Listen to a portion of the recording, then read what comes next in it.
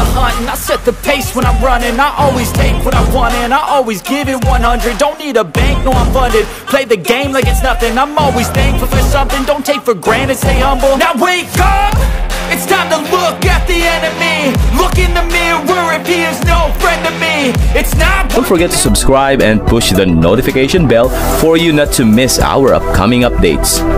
Now let's get started. Bab 2336. Orang tua, sudah kubilang padamu bahwa kamu tidak bisa bersaing denganku dalam hal kecepatan. Sudah menyerah saja, Iwan mengejek. Dengan itu dia meluncurkan Phantom Step sekali lagi dan menggunakan penjarahan duniawi pada Rasul Agung. Ini tidak mungkin. Rasul Agung tersentak tidak percaya. Dia tadinya berasumsi bahwa Iwan tidak dapat menandingi kecepatannya. Namun yang membuatnya bingung, Iwan entah bagaimana berhasil meningkatkan kecepatannya beberapa kali lipat dalam waktu singkat. Dan tidak peduli bagaimana Rasul Agung mencoba melarikan diri, dia tidak dapat menghindari daya tarik Iwan. Itu mungkin saja dan kamu harus menerima saja kematianmu, Iwan mendengus. Energi yang terkumpul di sekitar jarinya membentuk pisau tajam yang dikirim ke dada Rasul Agung. Ini semua atau tidak sama sekali. Rasul Agung menyerang dan melancarkan serangan balik pada saat-saat terakhir. Bam, setelah tabrakan keras, serangan mereka bentrok. Rasul Agung hanya melancarkan serangan balik pada saat-saat terakhir dan tidak menggunakan kekuatan penuhnya. Jadi dia hampir tidak bisa menangkis penjarahan bumi Iwan. Seketika serangan Iwan menembus kekuatan Rasul Agung dan menusuk ke bahu Rasul Agung, membuatnya terbang. Ketika Rasul Agung mendarat, dia menundukkan kepalanya dan batuk seteguk darah. Luka berdarah tertinggal di bahunya. Untungnya, dia berhasil mengalihkan serangan Iwan di saat-saat terakhir dan hanya bahunya yang terluka, alih-alih mengalami kerusakan pada organ vitalnya. Jika dia gagal melakukannya, dia akan melancarkan serangan ke dada dan mati di tempat. Apakah Iwan baru saja mengalahkan Rasul Agung dengan cepat? Bagaimana mungkin? Bos Selatan dan Devon sama-sama terguncang. Mereka tadinya mengira bahwa Iwan berhasil mengalahkan Rasul keempat dengan kekuatan alat pertahanan, dan Rasul Agung dapat dengan mudah mengalahkan Iwan dengan cepat. Yang membuat mereka bingung, keadaan berubah menjadi sangat berbeda. Tidak hanya Rasul Agung yang gagal melukai Iwan, Iwan juga berhasil mengalahkan Rasul Agung dengan cepat. Sungguh tidak nyata sehingga mereka semua kesulitan mempercayai apa yang mereka lihat. Bos Selatan berpikir bahwa dia telah mengetahui kelemahan Iwan, namun terbukti sepenuhnya salah. Bingung, Bos Selatan tidak mengerti bagaimana kecepatan Iwan bisa meningkat dalam hitungan detik. Bab 2337. Mungkinkah Iwan benar-benar berada di tahap menengah alam yang munah? Kesadaran muncul di Bos Selatan. Dia langsung mengambil kesimpulan dan berasumsi bahwa Iwan paling awal berada di tahap puncak alam Augana atau tahap semi yang munah. Namun kecepatan Iwan tampaknya melampaui Rasul Agung dan dia berhasil mengalahkan 2 dari 4 Rasul. Hal itu tidak bisa lagi dianggap sebagai sesuatu kebetulan dan kemenangan Iwan tidak mungkin disebabkan oleh alat pertahanan yang dimilikinya. Menjadi bukti bahwa Iwan kemungkinan besar adalah seorang praktisi bela diri di tahap menengah yang munah juga. Benar, iya pasti itu. Bocah ini menyembunyikan kekuatannya, sungguh licik. Ekspresi Bos Selatan menjadi gelap. Meskipun dia tidak dapat mengkonfirmasi teorinya, dia dapat mengatakan bahwa Iwan tidak jauh dari tahap menengah yang munah jika dia belum berada di dalamnya. Selain itu, Iwan memiliki alat pertahanan yang kuat dan mulai masuk akal jika Rasul Agung dan Rasul keempat kalah. Dia memikirkan kembali bagaimana usahanya untuk membunuh Iwan selalu gagal. Saat itu dia bingung bagaimana Iwan berhasil menghindari serangannya berulang kali, dan pada saat itulah dia akhirnya menyadari bahwa Iwan jauh lebih kuat dari yang dia bayangkan sebelumnya. Bos Selatan telah meremehkan Iwan karena usianya yang masih muda, dan itu menyebabkan kegagalannya.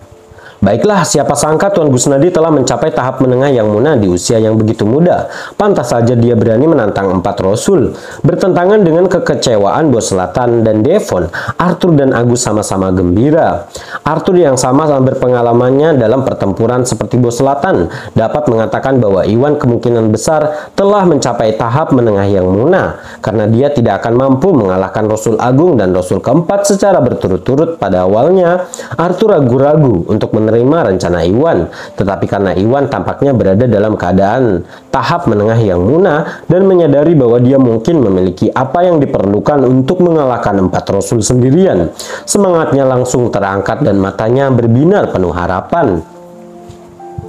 Meskipun bos selatan mendapat dukungan dari keluarga Hilton, baik keluarga Hilton maupun keluarga Broto sedikit kurang berpengaruh dibandingkan keluarga Gumelar. Selama Iwan berhasil mengalahkan keempat Rasul, keluarga Gumelar mungkin bisa menemukan jalan menuju kemenangan. Bab 2338. Ambil pukulan lagi Pak Tua. Iwan menyerang ke depan untuk menyerang Rasul Agung di tanah untuk segera melenyapkannya. Jangan berani, bos selatan meraung dengan kejam setelah mengetahui bahwa Iwan adalah seorang praktisi bela diri di tahap menengah yang muna. Dia tidak berani meremehkan Iwan dan melompat ke arahnya tanpa ragu-ragu. Bos selatan, ini aku yang perlu kamu khawatirkan. Arthur berteriak dan mengejek. Bos selatan menghentikannya beberapa kali saat bergegas menyelamatkan Iwan, dan akhirnya inilah kesempatan Arthur untuk membalas. Arthur melesat menuju bos selatan dan mengayunkan lengannya melepaskan gelombang energi kuat yang menghentikan jejak bos selatan. Keduanya langsung terlibat dalam pertarungan sengit, sementara itu serangan Iwan hanya berjarak beberapa inci dari Rasul Agung. Tidak, Rasul Agung tersentak ketakutan ketika dia berguling-guling di tanah untuk menghindari serangan Iwan. Namun patton step Iwan terlalu cepat dan dia kesulitan untuk melarikan diri dari jangkauan serangannya. Jangan berani-berani nak, Rasul kedua dan ketiga bergegas mendekat. Iwan sudah berada tepat di hadapan Rasul Agung, jadi keduanya tidak akan tiba-tiba tepat waktu untuk menghentikan Iwan. Oleh karena itu, mereka melancarkan serangan kuat dari kiri dan kanan diarahkan ke punggung Iwan.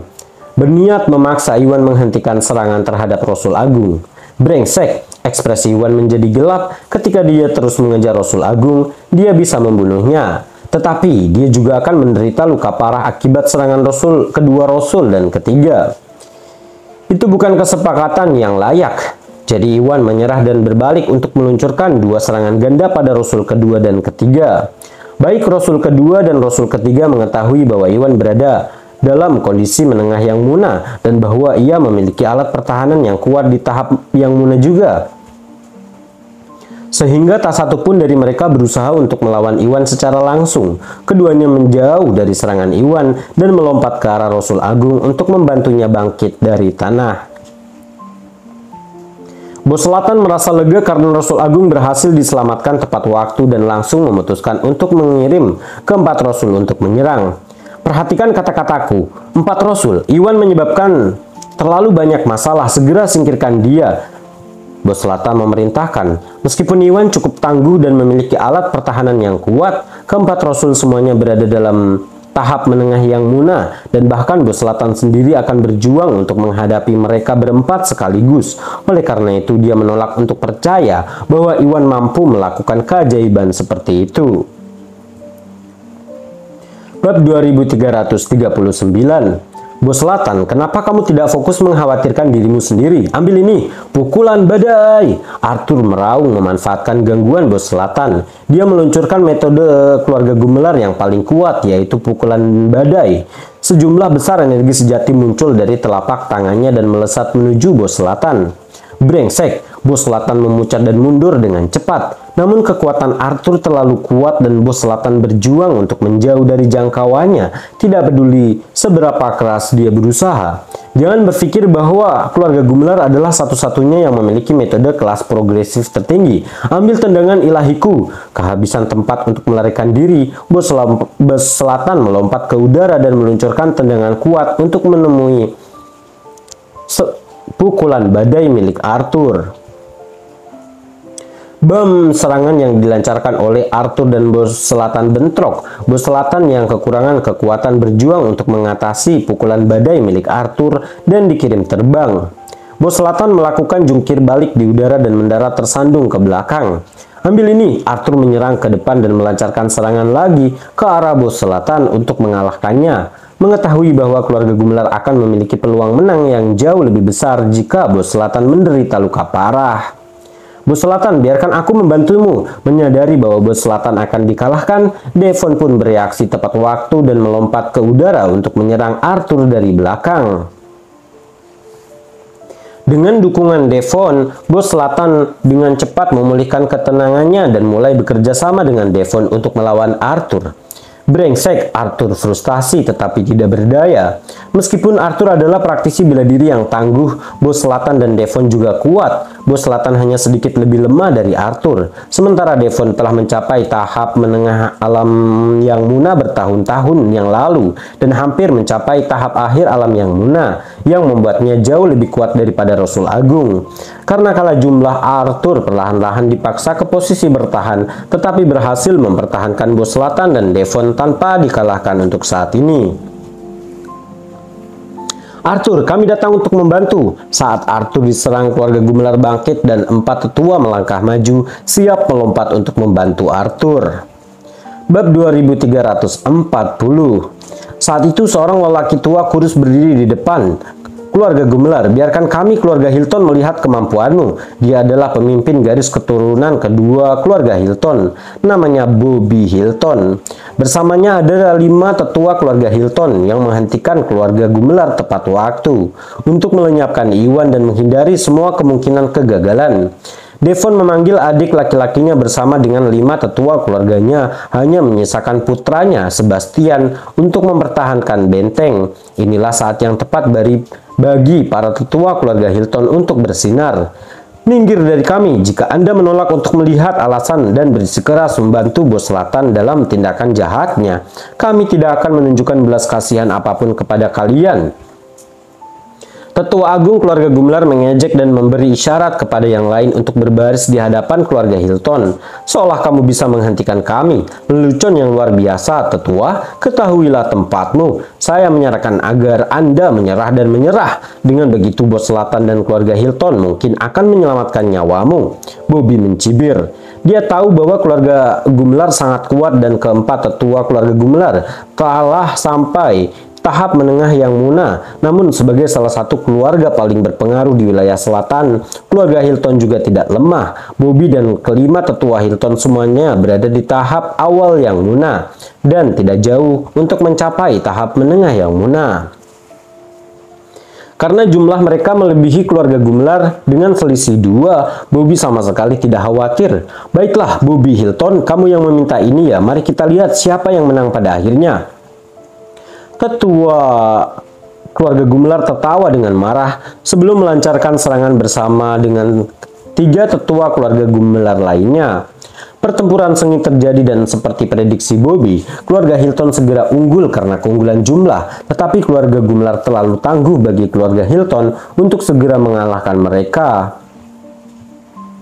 Namun Bobby tahu bahwa keluarga Hilton pada akhirnya akan menang seiring berjalannya waktu. Lakukan, musnahkan keluarga Gumelar. Melihat bos selatan dan Devon bergabung dalam pertempuran, Ronnie dan Joel menganggapnya sebagai tanda dan memerintahkan anggota keluarga mereka yang lain untuk menyerang. Mengikuti perintah mereka, keluarga Broto dan keluarga Hilton menyerang keluarga Gumelar. Paman John, kamu harus tinggal di sini bersama bawahan Tuan Gusnadi untuk menjaga keselamatan Tari dan para gadis. Aku akan menemui mereka dalam pertempuran. Agus berkata pada John. John telah mencapai tahap awal yang muna dan baik Henry maupun Candil juga berada dalam kondisi yang sama. Demi keamanan, Agus meninggalkan 3 praktisi bela diri di tahap yang muna untuk melindungi Yuda, Tari, dan yang lainnya. Sementara dia dan Aulus memimpin keluarga Gumelar untuk melawan keluarga Hilton dan keluarga Broto. Itu adalah pertempuran hebat.